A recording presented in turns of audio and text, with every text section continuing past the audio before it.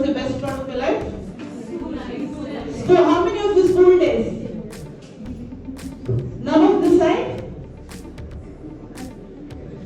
Thank you for that response. I was expecting this. If you do a survey today on this room, more than 80%, more than 90% could say that childhood is the best part of my life, right? So, why is childhood the best part of your life? Anybody want to answer? Why? No worries. No worries? Anything specifically, why are we so attached to our childhood? We can do whatever we want. Then? Innocence, okay. Family warmth. Family warmth, thank you for that. Family warmth. Please keep that in mind. Then? No financial responsibility. So family warmth is something which I will come back to. Anything else? Quickly boys, come on. Just be happy with whatever you are, just without really. Just be happy with whatever you are, right? Whatever you are as a person. So, we are so much more attached to childhood because we were loved unconditionally. Do you agree with me? Nobody had a condition from us. We just had to cry and we got whatever we want. Right? We just had to ask for it. Even without asking, we got love, hugs, chocolate, whatever. And if we cry, we get more, right? Isn't it? A crying child gets more and more. That's what I'm coming to. That's what I'm coming to. Right? So childhood is beautiful because it was unconditional. Fine? So now, next slide. Yeah. So if at all a childhood love becomes conditional, then what happens? So this is what I'm going to talk about today. So what happens in an Indian family? So what is our regular pattern? The child or marriage happens immediately, child happens, and then what happens? Child, school hunting begins, right? I think in Bangalore, even before conception, they look at the schools. That's how it is, right? So that's how it is, the reality of Bangalore. You know, some of the college, even if you before marriage, they think about the school. So our life revolves around school, especially in Indian setup. The success is determined by how well your child is educated and what kind of degrees they have and who they are married to. You know, these are all the symbols of our success, and it starts from which school you study. So if you look at the demographics and the way our status are kind of there in the society, it again depends upon your education. So education now totally is dependent on the school system. So imagine a middle class family. Let's take in a typical Bangalore culture, techies, both of them are techies, and they have one child and they have put everything on the child. They want the best education, they've got the best school, and then suddenly the child, 8-year-old or 9-year-old, will tell, I'm not going to school. So can you imagine the plight of the parents? So if you are a parent, what will you do? So what will you do? What is the first thing that you want to do when the child is saying, I don't want to go to school? Yeah, you will question, you will negotiate. Then, what else? Okay, now the child is saying, beat him up. Yes, beat him up. Then, what else will you do? Okay, now first week the child didn't go. Okay, you negotiated, you gave him a lot of gifts, you gave him all of the bribes, that didn't work. So second week is not going to school. So what's the next thing I want to do? Beat him up, right? After that also didn't go, then what's the next thing I will do? Fight with the school management. Okay, that's the right thing they will do, actually. After that. But child didn't come to school, huh? So you went and fought. Then next step. Okay, imagine you're a parent of a child, and then the child is not going to school, third week is over. Now the fourth week, what will you do? You finish all that. He is not understanding then. Huh? Okay, finish all that. Negotiation is over. He is not coming out of the room. He is not getting out of the bed. So what will you do? Yes. So you will keep on pushing. In India, what happens? They'll go to an astrologer. Okay. Fourth week, they'll go to astrologer. Astrologer will tell some black magic has happened. So they will do that treatment for the next 1 month. Okay, now 2 months the child is not going to go. Third month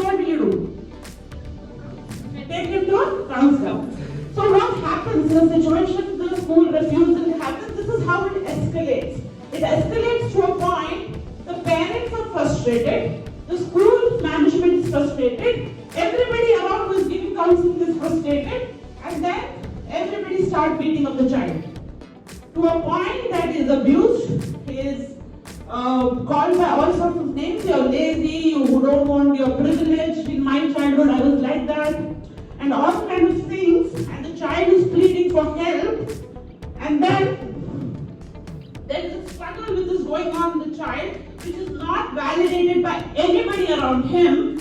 And so our inclusion criteria for our study was children with school refusal who did not have a proper parental support, and all of them came to us with a suicidal attempt. So when the frustration goes beyond all these levels of negotiations, then there is suicidal attempts. All the children who came to us came with the school refusal and suicidal attempts. And we excluded the kids who came with school refusal but had a good parental support and a school support. And we included children with high cognitive levels who are very intelligent and almost with the toppers of the class.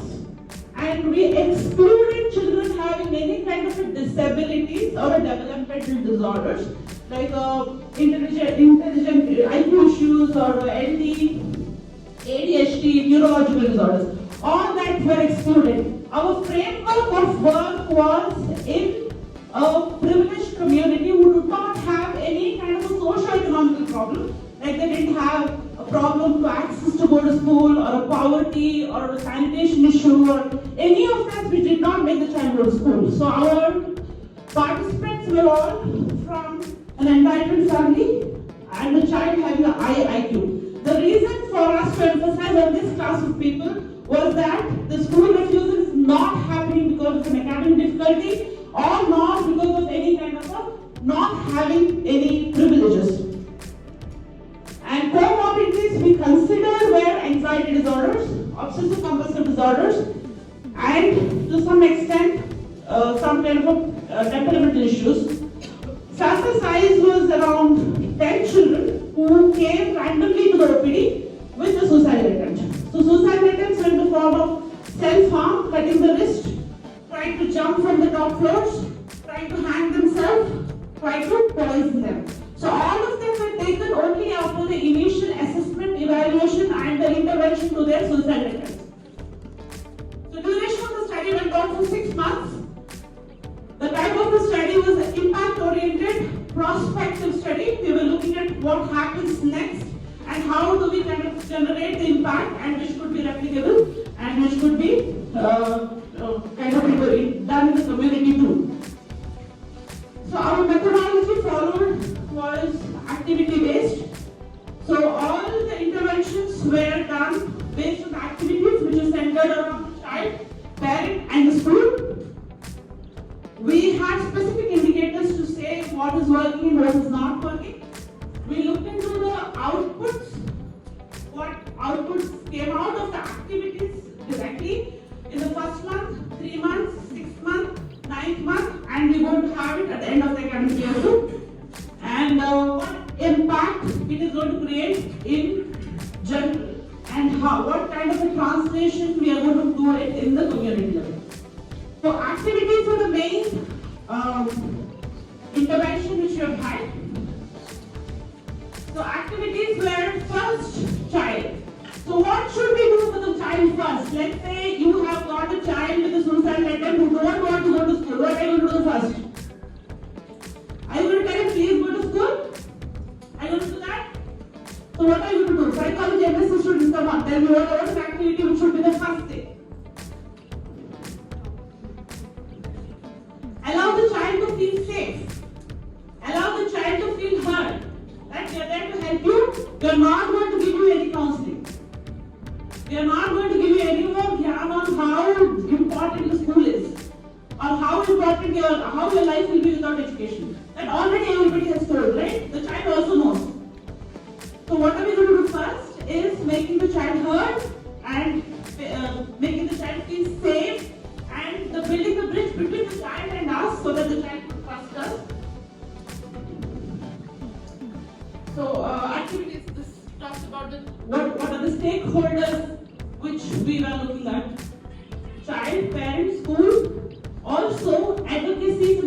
policies which is around education system and how it has failed to address children with school refusal. So before we start any kind of an intervention, I think the most important thing which we focused was on the mental readiness of the child. So we allowed the child to become ready and open. So we used play therapy, we used warm-up sessions when the child was ready for any kind of an intervention, and then when the child gave a consent for a willingness to change in his perspectives, change in his attitude is when we started our intervention. Our intervention first was about only listening. What is counseling all about? What kind of listening? Active listening. It is active listening. What is the difference between active and passive listening?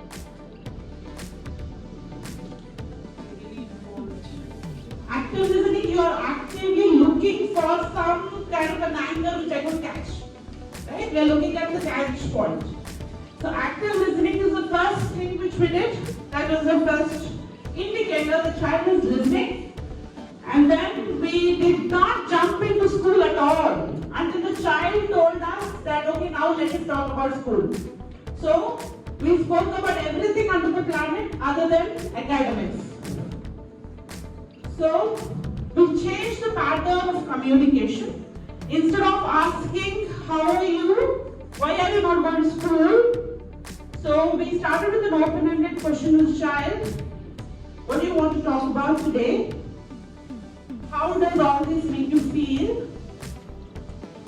What are you comfortable with? So that it was more open-ended, so we could create kind of connect and the bridge. So there was a second action plan. We spoke about the nutrition, we spoke about play, and very interestingly, all the children who were enrolled loved dogs, and we allowed them to play with dogs, and some were not allowed, so we made them play with cats. And then they were all very good in sports and other things. Nature, they connect very well to nature. We encouraged them to go out for a trek and stuff like that, so that they had some sense of activity. Once that wrapper was built, we kind of worked them with a schedule for the day. Like when will you get up?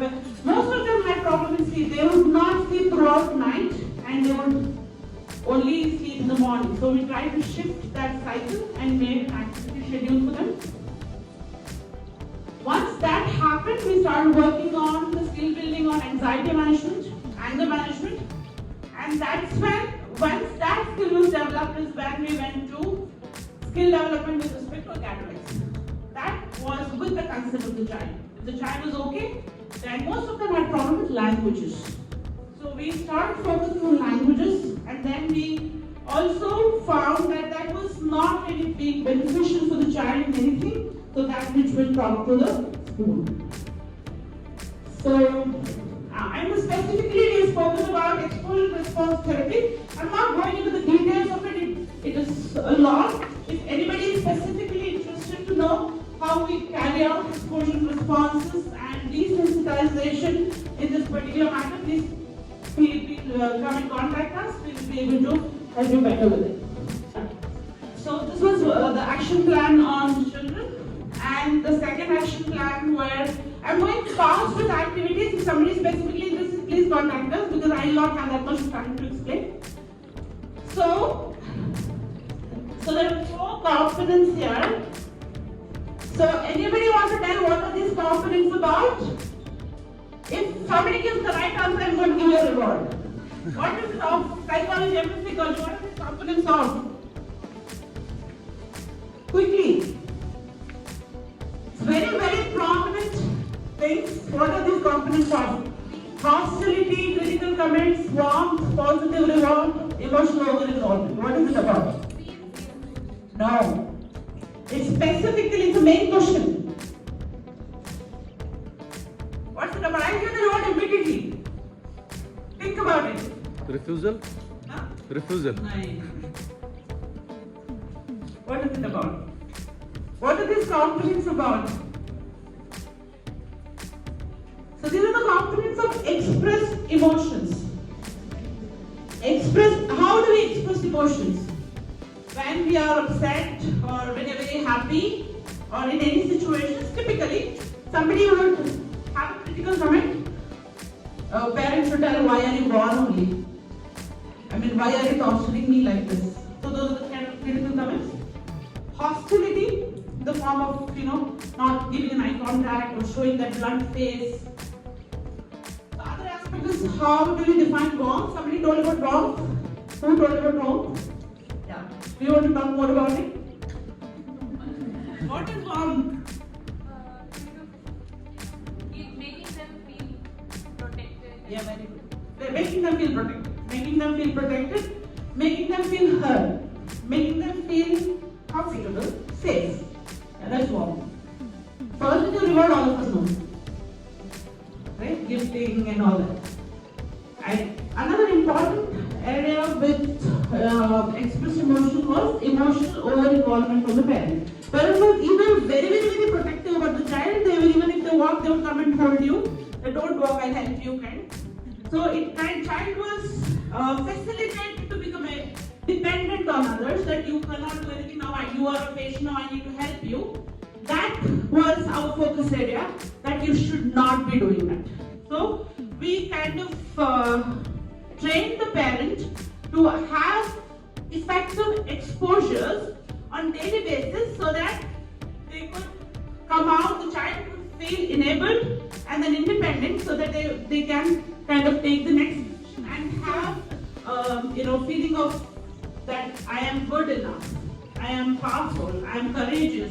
Now those are the words we used often to tell that you are good enough, I am good enough. So most of the time the self-esteem of the child is so much broken that they think that I am not at all enough, right? I need to die now to prove that I am worthless. So we train the parents to make those narratives change so that they now feel that I am courageous, I am enough, I am good enough, I am capable. So those are some of the words we use often, that I am capable enough to face the challenges in front of me. The next stakeholder we had was the school. So even though lots has been spoken about inclusive education, so when it comes to school refusal, the understanding and openness was very low. School in general had an opinion. School refusal was because of the privilege the child had to tell a no, and not because of the problem itself. So our main task was to orient the staff, the school, for the actual presence of school refusal, and we had to train the teachers how to observe those children in the mainstream and work on the strength and the weakness of the child. Look into how do we assess the strength and weakness? So once those basic things were done, then we came up with the IEP. What is IEP? Anybody? Very good. It is individual educational plans, which we then came up with the short-term plans, short-term goals, and then long-term goals.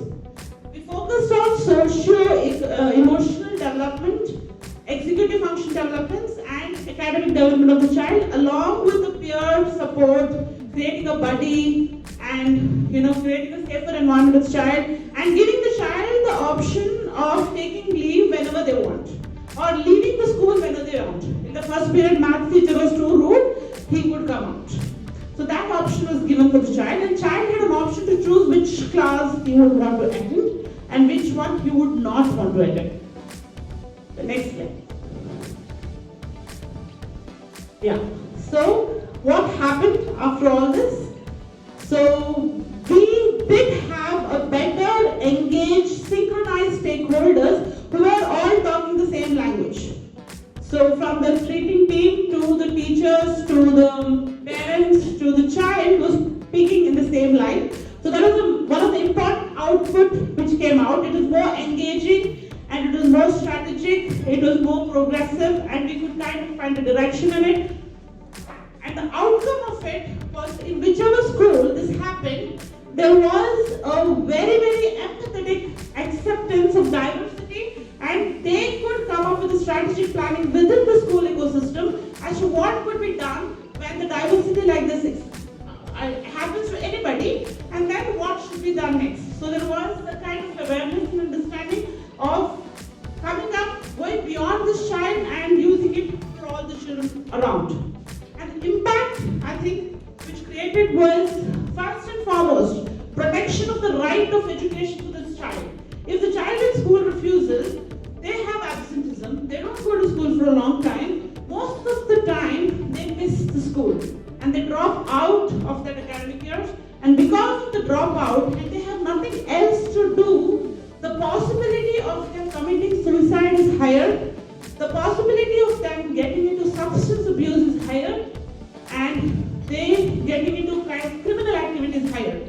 So we worked for a short time in the prison, Paraparagrahara, and then we did do a sample study of some of the young kids who were with a charge of murder or rape or all the other criminal activities. When we did a psychological autopsy, when we retrospectively looked at all those youngsters, most of them were dropouts. And most of them did not get adequate support during that time. So the impact at large was beyond education. We were able to create a self-confident individuals who no more thinks about death, substance or criminal activities. So what do we do next? So as this is a small sample and it was in a privileged urban Bangalore setup. So can you even imagine about what is happening in rural setup where there is not even roads, there is no water, there is no chair or tables. So do you think anybody will care about school refusal? And what will happen in village if somebody is not going to school? If it's a girl, they are married. If it's a man, what happens? Yeah, he'll also be married. So basically nothing happens. Either they get into substance and start hitting everybody around. So we would want to dream of a vision wherein there is a helpline which supports each and everybody who has an issue with school refusal and dropouts. So I was just sharing my dream with Dr. Monica in the morning that we have to create a helpline wherein there is a team sitting for assessment and intervention so that every child who refuses to go to school at least is given an option to ask why are you not going to school. Instead of giving, they just go to school without even asking what's wrong with you. What is tough about school? What is making you pain? Why is it painful? What is your hidden fears? What is that you're avoiding? At least if someone is there to ask those questions, and if the child is given a safe environment, we could prevent a lot of dropouts, we can improve the quality of education, we can bring in much more enabled citizens of India, wherein we can look at a better outcomes. So policy changes are required if, let's say that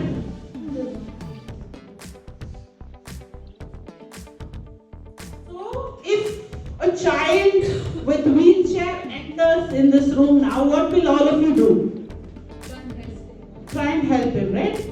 If a child with vision impairment comes, what will you do? Again, help them. And if a child is school refusal and comes and says, I don't want to go to school, what will you do? What will you do? Think about attitude. Bash him up, right? So go to school. Is what you're going to say. So what I want to emphasize is it's an invisible disability. Nobody sees it. Just nobody sees it. The parents don't see, the school don't see, public don't see, and the policy makers also don't see. Nobody sees that child who is crying, who is breaking down inside. So this is an invisible disability. We have to shout out and tell to people that there is a need of policy changes. There is a need of change in approach. We look at disability. All visible disabilities are not only the disabilities. There are so many disabilities which are masked, which looks good from outside, but inside is totally broken. So we would want to work with that part and look into exemptions, getting them benefits of whatever exemption. All of you know about exemption which happens in education system? All of you know? How many of you know? Yeah. for exemptions, which happens for disability, ADHD, LD, and all of that.